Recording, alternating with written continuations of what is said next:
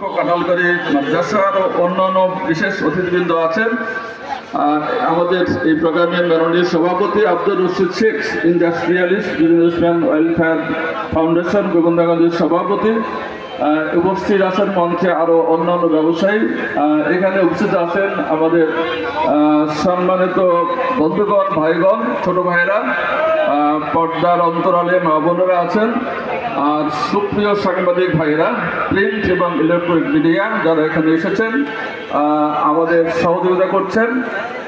আমাদের ওসি সাহেব বুলবুল ইসলাম দিকে এসেছেন, উনি আসছিলেন বলতেছেন, এসব আশা কথা। যাই হোক, আমি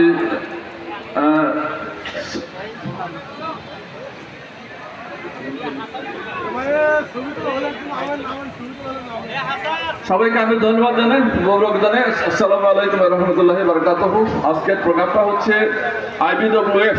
এই কথাটা একটু না বললে হয় না, যেহেতু তারা উদ্যোগ নিয়েছেন, আমরা তাকে সহযোগিতা করেছি।